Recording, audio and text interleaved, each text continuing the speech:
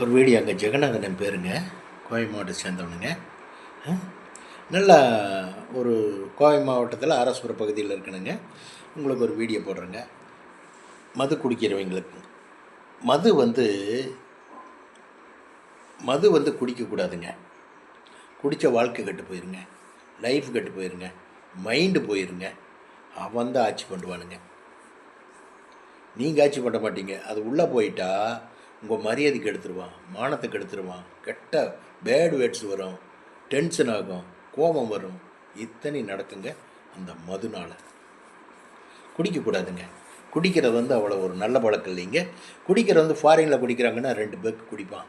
குடிச்சிட்டு அவன் மைண்டை யூஸ் பண்ணுவானுங்க. மைண்டை யூஸ் பண்ணி ஏதாவது கண்டுபிடிப்பான், ஏதாவது எழுதுவான், ஏதாவது படிப்பான், வண்டுவான்.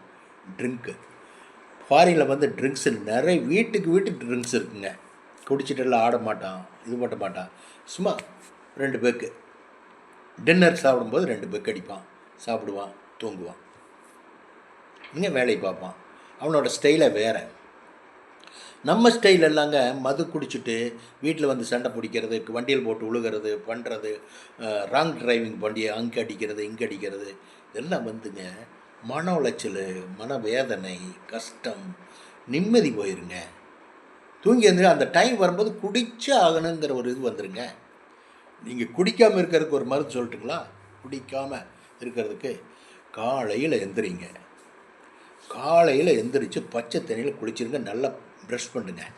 நல்லா ப்ரஷ் பண்ணி ஒரு டம்ளர் சுடுதண்ணி குடிங்க. சுடுதண்ணி குடிச்சிட்டு நல்லா ஒரு அரை மணி நேரம் வாக் போங்க.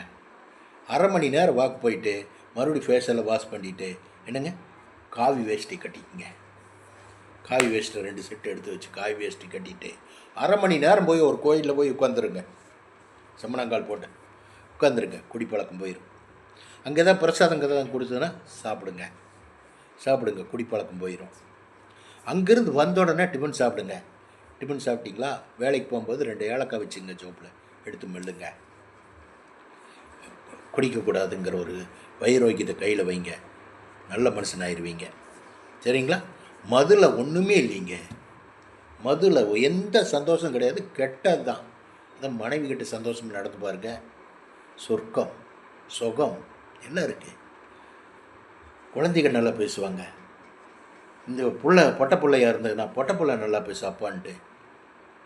இந்த குடிக்கிறதுனால அப்பா அம்மா சொல்லுவா அப்படி, என்னென்ன அப்பா குடிச்சிட்டு வந்திருக்காரு, உங்களுக்காண்டு பயந்துருவாங்க. புள்ள அப்பா தண்ணி போட்டு வந்திருக்காரு, அம்மா சொல்லுவோம். புள்ள ஓடி போய் ஒழிச்சிக்கோ. என்னங்க ரொம்ப பேடு வார்த்தையெல்லாம் உங்களை அறியாமல் பாருங்க. அவன் ஆட்சி செய்வானுங்க உங்களை, நீங்கள் பேசுகிறது கிடையாது. அவன் ஆட்சி செய்வான். அதனால் குடிக்கிற பழக்கம் வேண்டாங்க, அவாய்ட் பண்ணுங்க.